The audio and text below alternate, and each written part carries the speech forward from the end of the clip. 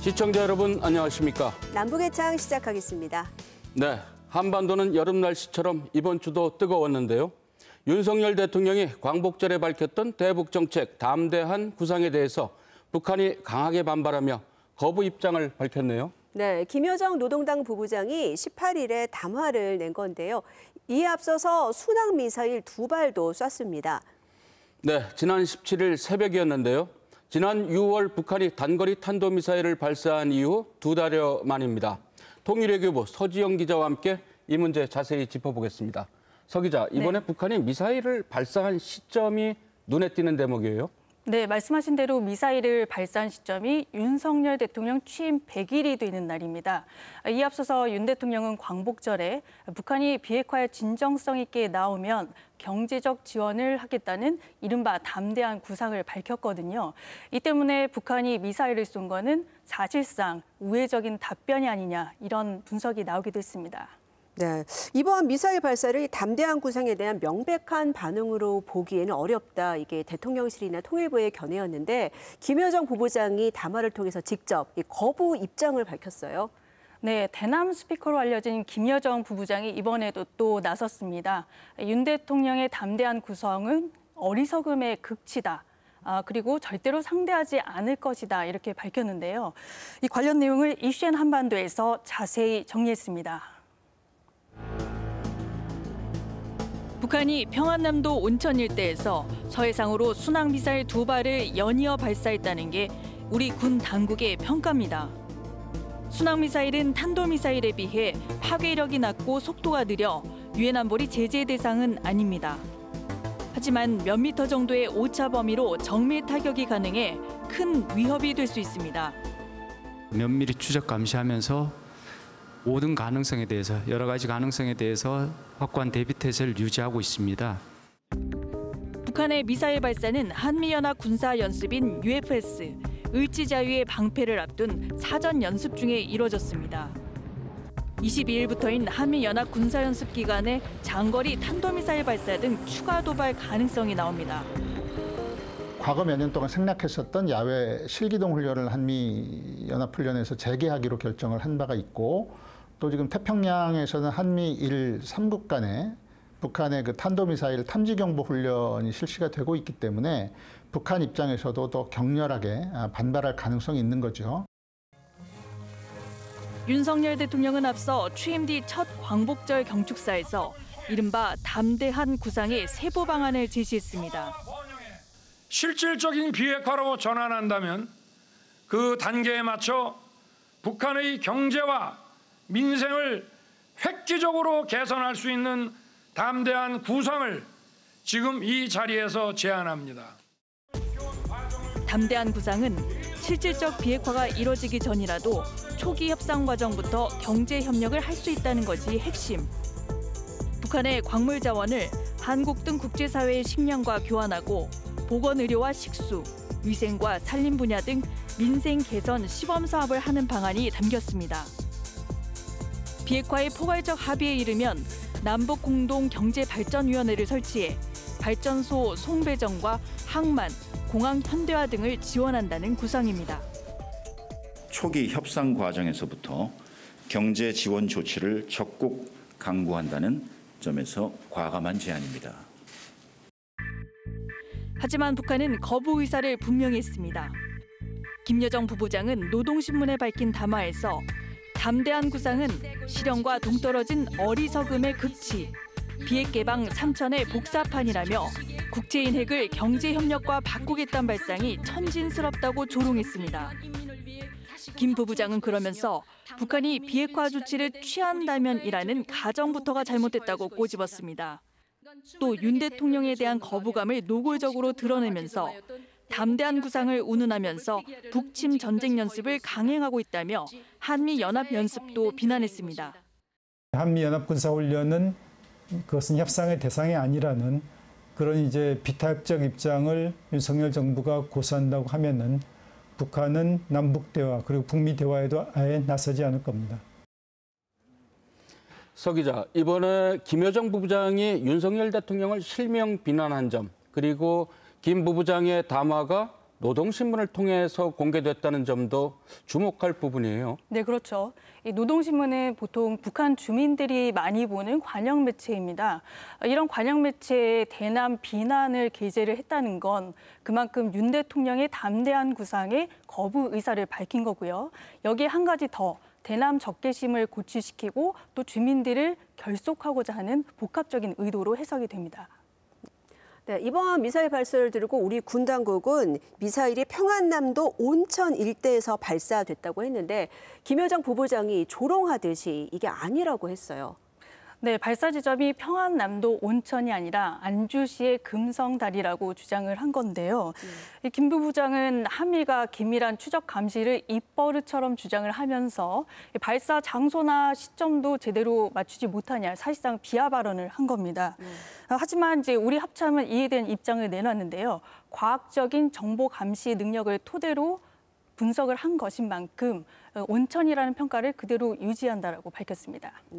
네, 이렇게 남북 관계는 아직 해법도 그리고 대화의 접점도 못 찾고 있는 상황인데 한반도와 이 주변의 군사적 긴장 상황은 계속 높아져 가고 있어요. 네, 그렇습니다. 중국이 서해에서 계속 군사 작전을 하고 있죠. 네, 중국군이 이달 초부터 이제 서해상의 남북부 지역에서 군사 작전을 진행 중입니다.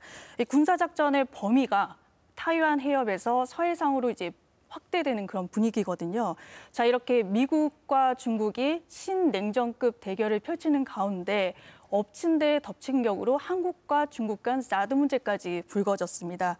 자, 이렇게 전략적인 경쟁이 증폭될 경우 북핵에는 어떤 영향을 줄지 자세히 짚어봤습니다.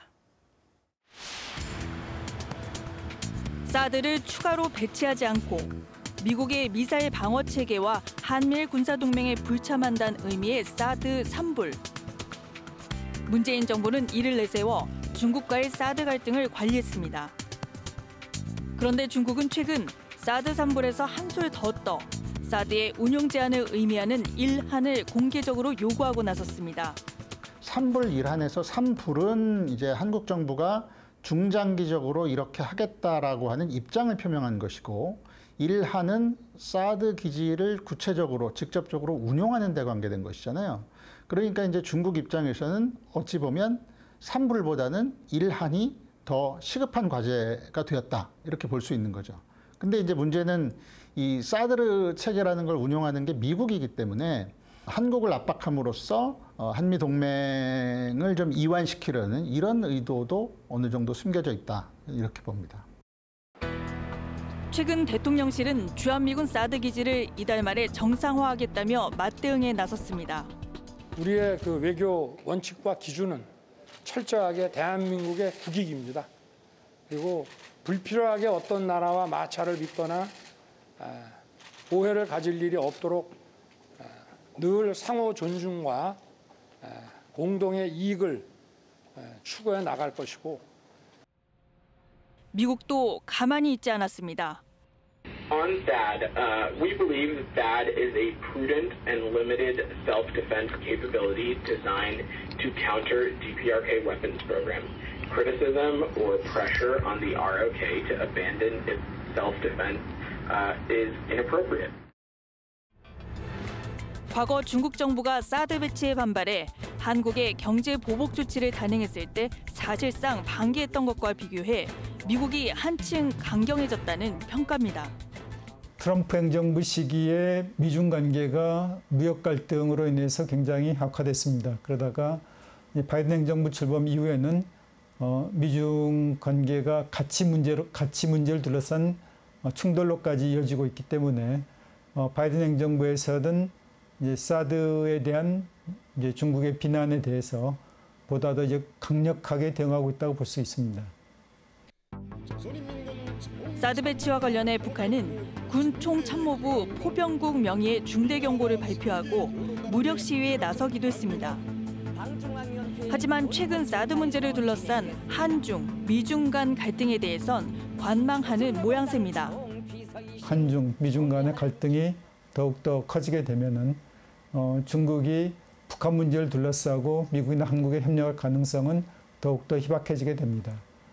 따라서 사드 문제로 인해서 이제 미중, 한중 갈등이 격화되면 격화될수록 그것을 가장 반대 국가는 북한이다라고 할 수 있습니다. 문제는 미중이 상호 간 전략 경쟁에 치중하면 할수록 북핵 문제에 대한 관심도는 떨어지고 협력은 어려워지며 북한은 핵과 미사일 고도화에 더 집중할 수 있다는 점입니다. 미중 갈등이 격화되고 있다는 얘기는 북한 입장에서 보면 중국에 편승함으로써 미국에 대항할 수 있는 전략적, 지정학적 공간을 활용할 수 있는 여지가 생긴다는 거거든요.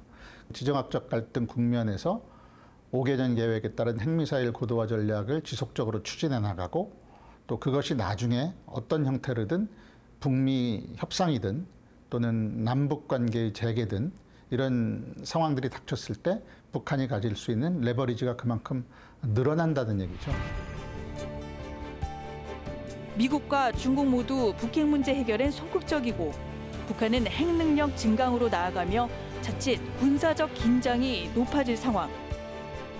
미중 갈등을 완화할 중재자도 마땅한 수단도 없는 가운데 북한은 남북 관계 개선마저 거부하면서 담대한 구상도 기로에 섰습니다.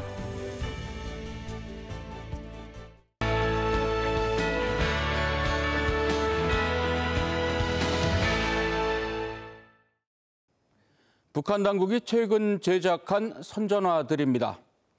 코로나19 방역 전에 승리를 부각하고 이제는 사회주의 건설에 더 큰 성과를 내자며 독려하는 선전 포스터들인데요. 코로나19 종식 선언 이후 일상 회복에 나선 북한은 특히 경제 살리기에 박차를 가하는 분위기입니다. 함께 보시죠. 비상 방역 전선에 긴급 투입된 뒤 이젠 부대 복귀를 준비 중인 군인들.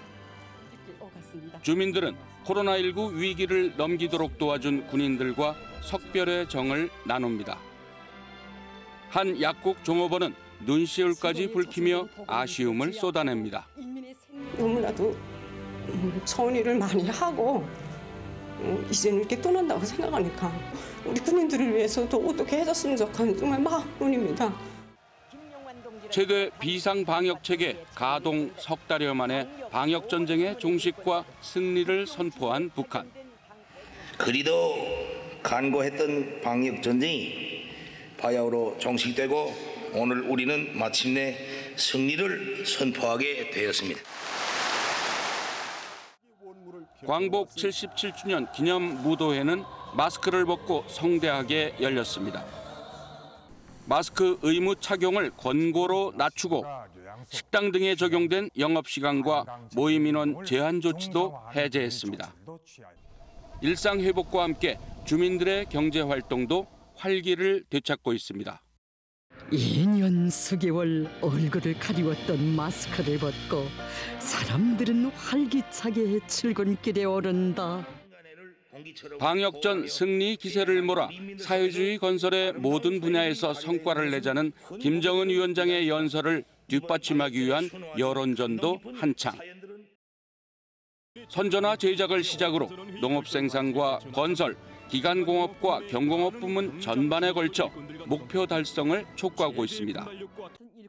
김덕훈 내각 총리는 화성지구 산림집 건설 현장과 농촌을 찾았고 각 공장에선 재해성 이상기후 속에도 생산의 질과 속도를 높이기 위해 고군분투하고 있습니다. 대기 온도가 올라가면서 이 생산에서 상당한 지장을 받고 있습니다. 이런 불리한 조건 속에서도 이거 생산을 정상화하기 위한 이건 시급적인 대책들을 세우고 있습니다. 이처럼 코로나19 종식을 선언한 뒤 자력갱생을 내세운 경제에 집중하고 있지만 여전한 재확산 가능성과 반복되는 자연재해는 올해 경제 성과의 성패를 가르는 중요 변수라는 분석입니다. 된장 또 고추장 하면 김치와 더불어서 우리 식생활에서 절대 빼놓을 수 없죠. 북한도 마찬가지입니다. 각도에 자리 잡은 기초식품 공장들은 필수 식재료인 장류의 질을 높이기 위해서 연구에 열과성을 다하고 있습니다. 손맛 대신에 현대화된 기술로 맛의 수준을 높이고 필요한 재료는 자급자족하며 생산에 전념하고 있는 현장 가보시겠습니다. 숙성 탱크에 저장된 된장이 기계를 거쳐 자동 포장됩니다. 컨베이어 벨트를 따라 고추장 제품이 줄지어 나오는 모습도 보이는데요. 이 같은 된장과 고추장 등 장류의 질을 개선하기 위한 토론도 진지하게 열리고 있습니다. 이 공장에서 30여 년간 일해온 작업반장은 분쇄 공정에 필요한 부품을 개조해 생산성을 높였습니다. 컴퓨터 작업에 집중하는 이들은 노동자 발명가들인데요. 제품의 특징을 살리면서도 공장의 특색을 반영한 상표 도안을 만들었습니다. 포장을 잘하지 못하면 상품의 가치가 떨어진다고 생각합니다. 그래서 우리는 상표 도안을 하나 창작해도 인민들의 기호와 취미에 맞으면서도 우리 공장 얼굴이 살아나도록 하기 위해 도안 창작에 힘을 놓고 있습니다. 최근 조선중앙TV는 이 공장의 생산 과정을 소개하며 올해 목표를 이루기 위해 기술혁신 운동을 펼치는 종업원들의 분투기를 전했는데요. 우리 공장에서는 질 좋고 맛 좋은 이 기초식품을 생산하기 위한 투쟁을 힘있게 벌이고 있습니다. 단순히 제품의 질을 이렇게 개선했다는 홍보 차원을 넘어 생산량을 늘리기 위해서 어떻게 얼마나 노력했는지 알리는 게 핵심입니다. 근무 중 차를 타고 달려가는 종업원. 목적지는 수십리가 떨어진 곳에 자리한 염전입니다. 이 염전에선 장류 생산에 필요한 소금을 만들고 있는데요. 소금 공급이 부족하자 공장 종업원들이 힘을 모아 6개월 만에 염전까지 만들어 운영하게 된 겁니다. 우리가 기초식품 하나 제대로 생산 보장하지 못해서 이민들에게 불편을 주어서야 되겠는가 이야기하는 것이었습니다. 그래서 다음 날부터 우리는 이 소금밭 건설에 달라붙기 시작했습니다. 우리 식탁에서는 된장, 고추장을 뺄 수 없고 더 좋은 장류에 대한 관심이 큰데요. 북한 역시 만성적인 경제난, 식량난 속에도 더 뛰어난 된장, 고추장을 생산하기 위해 최선을 다하는 모습입니다. 지금까지 요즘 북한은이었습니다.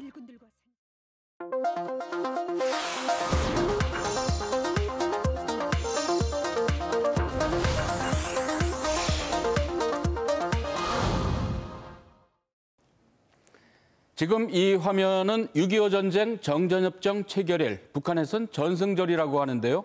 그 기념일 공연 장면입니다. 네, 바로 지난달 영상인데요. 이때 기념 무대에 올랐던 한 가수가 눈길을 끌었습니다. 잠시 보시죠. 인생은 심상물 태우도 못 잊은 나날인가. 네, 바로 이 가수의 헤어스타일, 이 머리 모양이 큰 화제를 불렀습니다. 이런 머리 모양은 우리 가수들한테서도 좀 봤었던 것 같은데 북한에서 이제 유행하는 모양이죠? 네, 그런가 봅니다. 이 풀뱅 앞머리라고 이마를 가득 채운 모양인데요.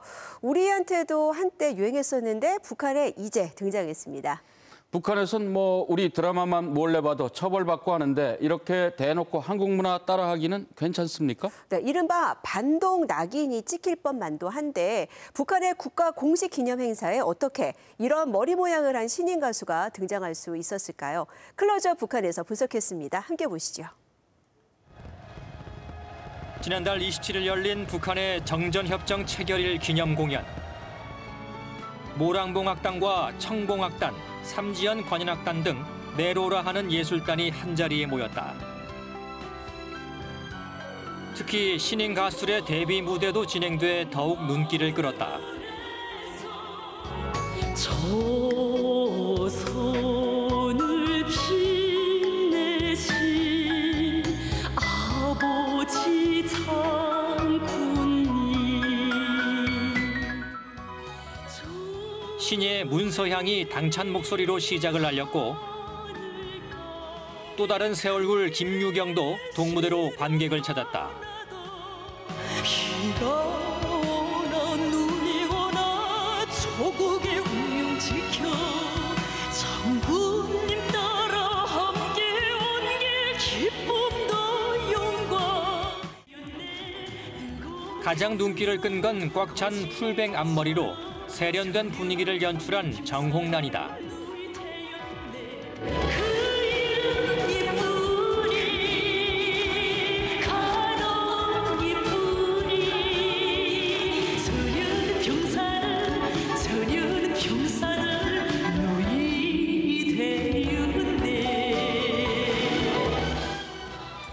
정홍란의 머리 모양은 2000년대 초 한국 아이돌이 유행시킨 헤어스타일로 최근 한국에서도 다시 인기를 얻고 있다. 그렇다면 북한 신인 가수가 대담하게도 한국의 스타일을 참고한 걸까? 북한에서도 한류를 많이 접했다는 탈북민은 예술인뿐만 아니라 젊은 여성 상당수가 한국 스타일을 선망하고 있다고 전한다. 한국 드라마를 뭘 받는가에 따라서 헤어스타일이나 패션에 엄청난 영향을 주는데요. 그 여주인공의 헤어스타일이나 패션을 따라하기 위해서 엄청난 노력들을 하고 있어요. 2000년 남북 정상회담을 계기로 제한적이긴 했지만 남한과의 문화 교류에 나섰던 북한. 2000년대 중후반부터는 디지털 기술의 확산으로 외부 문화 유입이 보다 손쉽게 이루어졌고 장마당을 중심으로 빠르게 퍼졌다. 20년의 세월이 지난 지금 북한 젊은 세대들에게 한류와 같은 외부 문화는 더 이상 낯설지 않다는 평가다. 이미 이제 그들은 출생에서부터 장마당과 함께 했고 시장에서 확산되고 있는 문화라던가 이제 물품들과 함께한 세대인 거죠. 그래서 과거에는 이제 어떤 외부 문화를 접하는 것이 굉장히 두렵고 통제의 대상이었기 때문에 조심스러웠다면 지금 청년 세대들은 이제 그런 거부감, 두려움 이런 것이 일단 적을 것 같고 훨씬 더 이제 자신들의 것이라고 인식하면서 그런 문화들을 향유해 나갈 것 같아요. 그렇다면 한류와 같은 유행은 젊은 층에서도 누가 주도할까? 무엇보다 수도 평양에 거주하는 여대생들을 주목하라는 분석이다. 대학 중에서도 어떤 대학인가에 따라서 많이 달랐던 것 같아요. 제일 빨랐던 게 외국어 대학교. 왜냐하면 외국어 공부를 하면서 해외 문화를 많이 접한 친구들도 많고 또 음대 같은 경우는 음악을 전공하는 친구들이 한국 드라마나 한국 노래를 많이 좋아하거든요. 그러다 보니까 외국어 대학이나 음악 대학에서부터 제일 먼저 시작이 되고요. 지난해 유튜브 채널을 통해 평양 김원균 음악대학이 소개됐는데 신인 가수 김유경도 학생 신분으로 등장했다. 김유경 역시 가수로 데뷔하기 전 이미 남한 스타일을 접했을 가능성이 커 보인다. 또 상류층 자녀들도 눈여겨봐야 한다. 북한 당국이 외부 문화를 철저하게 단속하는 만큼 한류 영상 구입은 물론 이를 따라하는 데도 상당한 비용이 드는데 이들은 거침없이 지불한다는 것이다. 상류층으로 올라가면 올라갈수록 한국 드라마를 제일 많이 보고 제일 많이 따라하는 거예요. 그래서 또 아무리 내가 따라하고 싶다고 해도 경제력이 안 되면 따라할 수가 없거든요. 워낙 헤어스타일 한 번 따라하는데 10불 이상, 30불 막 이렇게 하기 때문에 그리고 또 그들이 우리는 한국 드라마 좀 보고 좀 사는 집 자식들 이런 걸 좀 과시하려고 그렇게 하고 다니거든요. 최근 미국 CIA는 북한의 휴대전화 사용자 비중이 전체 인구의 19% 정도로 주로 고위 간부와 외교관들이 독점하고 있다고 분석했는데 그런 점에 비추어 보아도 상류층 자녀들의 외부 문화 접근은 더 쉬울 것으로 보인다. 여기서 이 젊은 세대, 그 가운데도 여성들의 욕구를 북한 당국이 점진적으로라도 수용하는 듯 보이는 점은 흥미롭다. 2006년 발표된 북한 드라마 수업은 계속된다. 야, 어머! 깜짝이야. 너 화장하느라? 얘? 내가 화장할 게 뭐가? 입술 트니까 좀 발라보는 건데. 오늘부터 모두 화장을 하자요. 졸업을 앞둔 여고생들이 단장을 하는 모습을 본 교사가 적극적으로 화장을 권한다. 연하게 해야죠. 여자가 밖에 나갈 때 화장을 하고 옷차림을 잘하는 건 자기를 위해서가 아니라 다른 사람을 위해서 꼭 지켜야 할 예절이고 도덕이야. 스스로를 꾸미는 젊은 여성들의 모습을 자연스럽게 전달한 것인데 이들을 공략하기 위한 상품 개발과 선전도 늘고 있다. 대표적인 것이 화장품이다. 피부 로아는 일반적으로 25살 이후부터 진행됩니다. 피부의 로아가 시작되는 첫 시기부터 로아 방지 화장품을 이용하여야 피부의 로아를 방지할 수 있습니다. 노화 관리의 중요성을 언급하는 것은 물론 세계적으로 유명한 화장품과 비교 실험도 했다면서 자국 화장품의 우수성을 강조한다. 여기에 미용이나 피부 관리 등 여성 서비스 분야도 젊은 세대를 유치하기 위해 적극적이다. 하지만 당국이 추천하는 스타일은 소위 남한 스타일과는 많이 달라 보인다. 단발머리는 20살 아래의 처녀들 속에서 즐겨 하고 있는 머리 형태입니다. 젊음이 넘치는 처녀 시절의 생기 그 자체가 아름다움이므로 파마를 하여 세련미나 화려함을 의도적으로 줄 필요는 없습니다. 가장 간편하면서도 단순한 머리 형태가 처녀 시절의 아름다움을 더 덮어주게 됩니다. 그러다 보니 국가에서 운영하는 미용실이나 의상실보다 개인이 운영하는 가게가 젊은 여성들 사이에 더 인기가 있다고 한다. 개인 집에서 거의 다 달러를 주고 한국 드라마에서 난 여주인공의 모습을 캡처를 해서 가져가서 똑같이 해주세요 하고 주문을 하고 관리를 하는 시스템이에요. 옷도 아까 헤어 디자이너들을 찾아서 가는 것처럼 똑같이 남조선 옷, 북한에서는 남아이돌 옷이라고 하거든요. 그런 것을 파는 집들을 입소문을 통해서 찾아가요. 북한 당국이 여성 신인 가수의 파격적인 스타일을 허용한 이유 역시 젊은 여성들의 이같이 달라진 눈높이를 무시하지 못한 것이란 분석이다. 북한의 청년이라든가 이제 주민들은 외부 문화에 익숙한데 이제 전통적인 방식의 어떤 문화적인 접근을 한다면 별로 그 메시지 전달 자체가 효과가 없을 수 있는 거죠. 또 한편으로는 이제 이 통제의 한계라고 하는 측면에서 봤을 때 어느 정도 이제 북한에서 그런 문화를 직접 당국 차원에서 그런 것을 공식적인 자리에서 보여줬을 때 이건 외부 문화가 더 이상 아니라고도 봐지는 거잖아요. 그러니까 다시 말해서 이제 북한 당국이 직접 이제 그런 어떤 이제 스타일이나 이런 걸 보여줬을 때는 약간의 허용의 대상이 되는 거죠. 2020년 반동사상 문화 배격법까지 채택해 외부 문화 유포자를 최대 사형까지 처벌하겠다는 북한. 이런 가운데도 사회 경제의 변화와 그에 따른 젊은 여성들의 욕구를 완전히 외면하기란 쉽지 않아 보인다. 제한된 가운데도 변화에 민감하고 그 변화를 자신의 것으로 만들고 있는 북한의 젊은 여성들이 현 체제에 어떤 영향을 줄 수 있을지 궁금해지는 대목이다.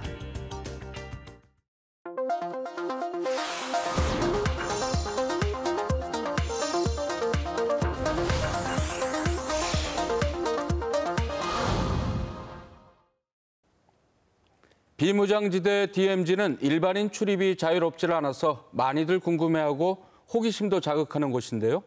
최근 파주 임진각에 이 DMZ를 원 없이 둘러볼 수 있는 체험관이 생겼다고 합니다.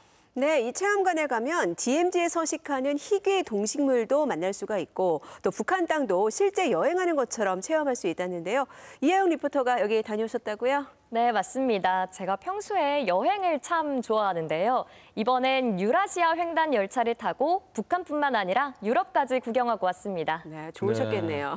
네, 정말 좋았습니다. 이 모든 게 가상현실과 증강현실 같은 첨단 기술이 있었기에 가능했습니다.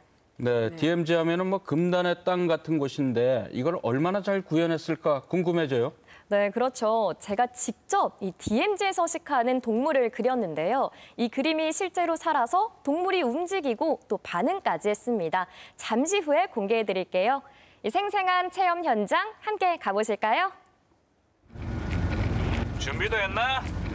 아내는 DMZ와 접경 지역 전문가인 이 몸이 할 테니 너무 긴장하지 말라고. 자, 그럼 출발해 볼까? 비포장도로를 달리는 특수차를 타고 DMZ 남방 한계선인 철책선을 지나니 어느덧 화천 북한강이 보입니다. 왼편을 봐. 접경 지역 자연 환경이 아니면 좀처럼 보기 힘든 동물들이야. 박진감 넘치는 육지 탐험을 마친 뒤 비행하며 한반도를 둘러보는데요. 북한과 가장 인접한 서해 최북단의 섬, 백령도의 풍광이 바로 눈앞에 펼쳐집니다.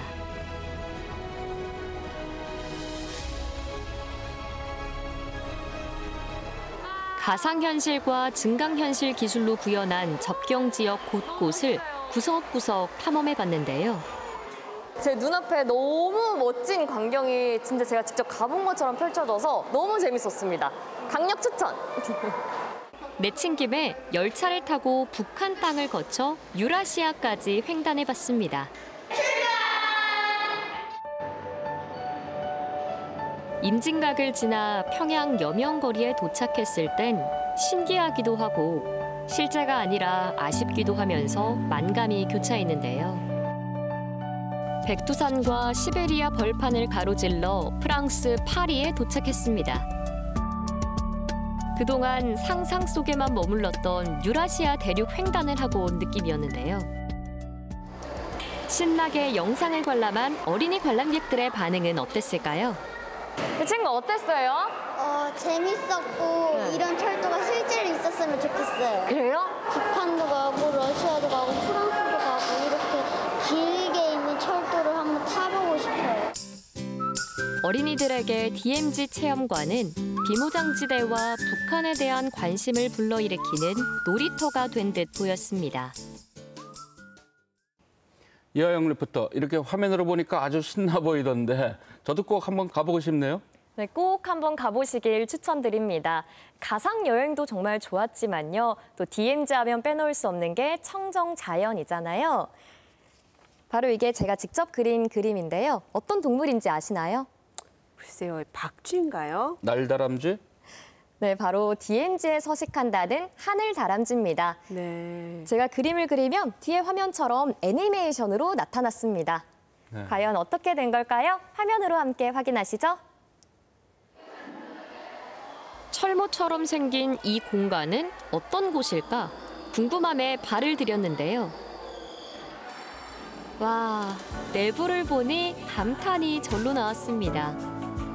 전쟁의 폐허를 딛고 탈바꿈한 DMZ의 신비로운 풍경을 색색의 조명으로 연출한 건데요. 그리고 바로 그 옆에는 동물들이 뛰노는 푸른 초원이 펼쳐졌습니다. 그러니까 본인이 그린 그림을 이쪽에서 이제 스캔을 뜨면 이쪽에서 표출이 되도록 하고 있고요. 저는 천연 기념물인 하늘다람쥐를 색칠해서 화면에 띄워보기로 했는데요.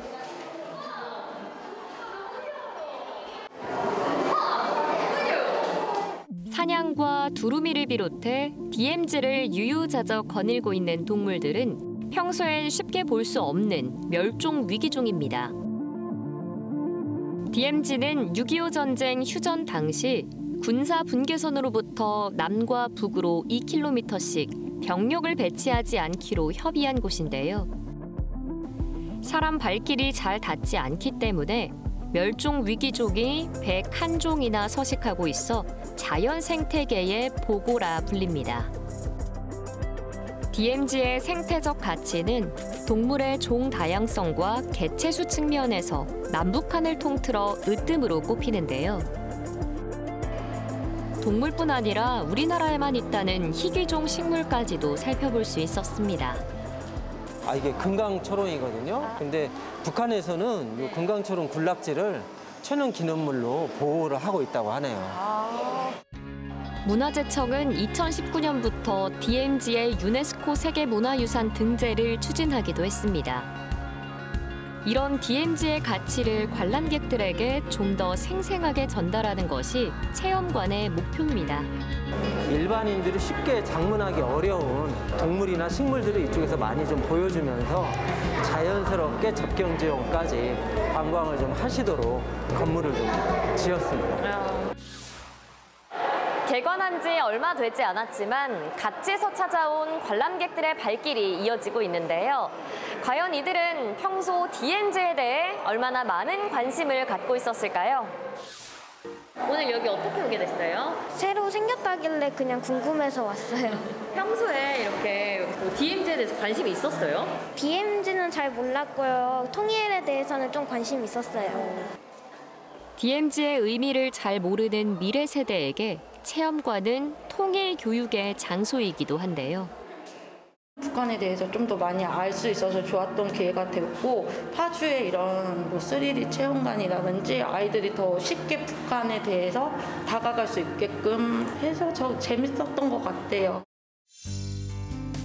이곳 체험관 주변엔 DMZ를 살펴볼 수 있는 다양한 관광 유적들이 분포해 있습니다.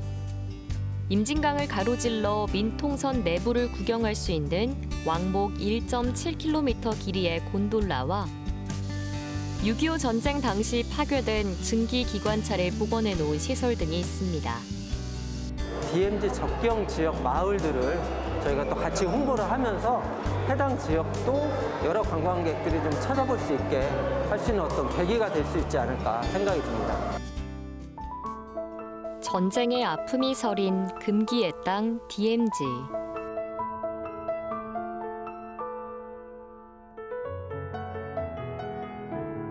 남북한을 거쳐 유라시아를 가로지르는 열차.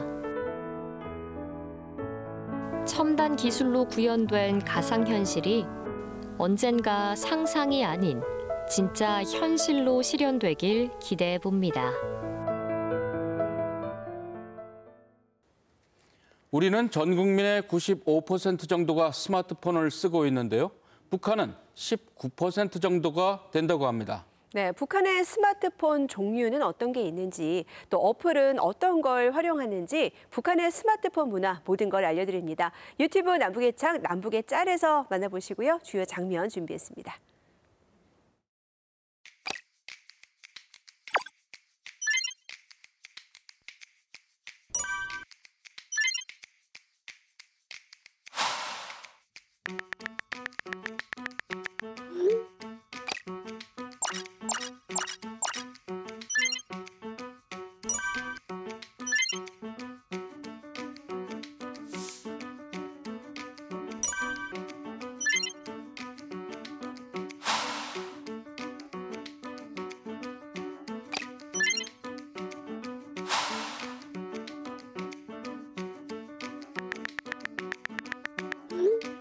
심카드를 넣고 한국 드라마를 보는 거였어요. 심카드는 누가 검열할 때 뺐다 꼈다 하는 게 되게 심플하잖아요.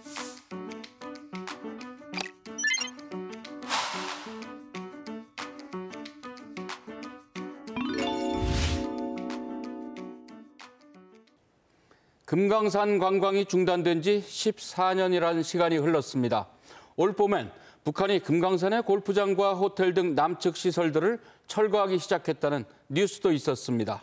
네, 그런데 북한이 이젠 금강산을 다시 관광 자원으로 삼으려는 듯 금강산의 폭포들을 촬영해서 TV로 공개했는데요. 이 영상 전해드리면서 남북의 짱 여기서 인사드리겠습니다. 고맙습니다.